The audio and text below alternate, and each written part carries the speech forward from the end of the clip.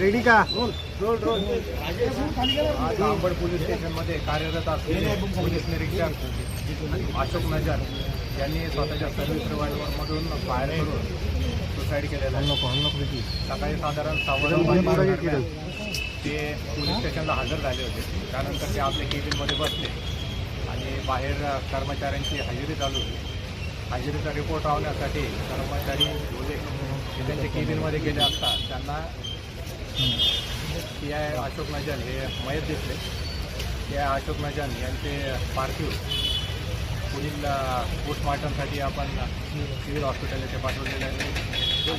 या त्यांच्या आत्महत्येमागे नक्की काय कारण आहे याचा तपास आपण आता करतो. त्यांच्या कुटुंबियांशी संपर्क झाला आहे.